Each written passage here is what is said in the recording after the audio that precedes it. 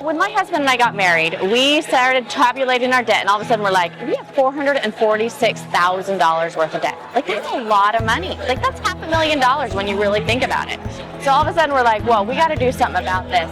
So most of our debt, we were kind of unique. Only $43,000 of it was credit card debt and like what you would consider like just non-property debt. So we had a mix of credit cards. We had two cars in there. We had a little bit of student loan debt, that type of stuff. So that was the 43, and the rest of it was all property. I had a house from before we got married. We purchased a house together, and then my husband had a bunch of land.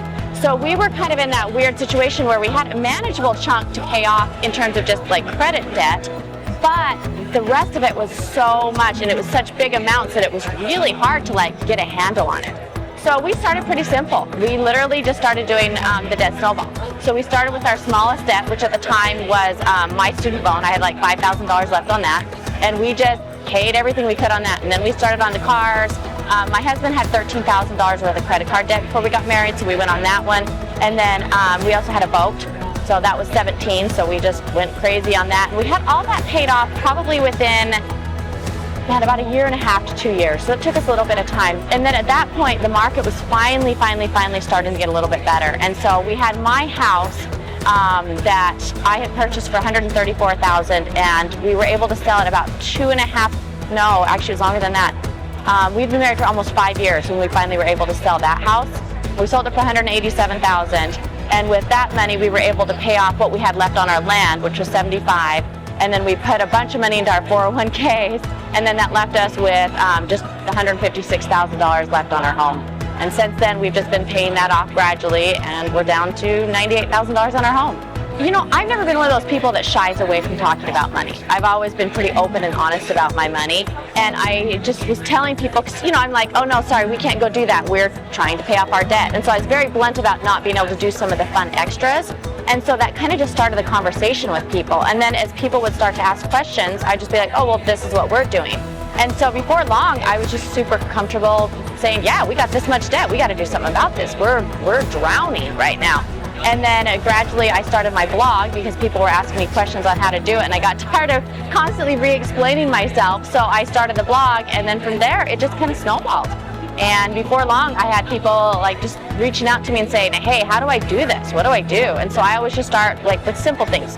Start by paying yourself first. Always put 10% of your income towards your retirement, towards your financial goals, just whatever. You always put aside money. Emergency funds, that's a big one.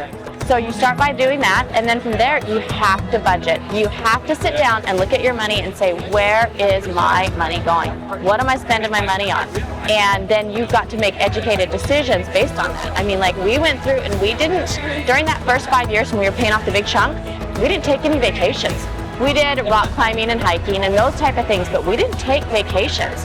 We really cut our costs. I mean, I felt bad. Like we just got married and I had teenage kids, and we really limited them. I mean, I gave them $150 for school supplies, like for their clothing every year, and then we'd get them a little bit of extra for Christmas, but that's what they had. If they wanted extra, they had to go out and earn it themselves, you know, and so we got very good at shopping at like the discount reused clothing and all that kind of stuff. And it's funny because just those simple actions has made a huge impact on my kids because they saw firsthand what we were trying to do. And I know it's hard on them at times, but man, it has made such an impact on the way they manage their money now because of watching us do it and us being very open and honest with them too. So I'm in a unique situation. When I got married, I had 3 stepkids, and they were teenagers at the time. They're now adults. And so ironically enough, I then got pregnant and have a 3-year-old, and I also have 2 grandkids. So I have a 5-year-old grandson and a almost 3-year-old grandson. So I'm kind of in that weird mix. I've got a fun financial situation. So with the older kids, we talked a lot about just money in general in the home. They knew exactly what we were trying to do. They sat down and they knew that we were trying to pay off this debt. We gave them very specific spending limits and really limited what they could go through and do with our money. They could earn whatever they wanted and do whatever they wanted with their money, but we were very strict about what we would be willing to spend our money on. And we also led by example too. I mean, during that 5 years, I got virtually no new clothes. I mean, we lived poor, you know, and it made a difference. But one of the big things that I think made a big impact on my kids is I would actually pay them to go through and read financial books and then write me reports. That was the one thing they could earn a lot of money doing. So, for example, I had them read the Dave Ramsey Financial Peace book. I had them read The Millionaire Next Door and The Richest Man in Babylon.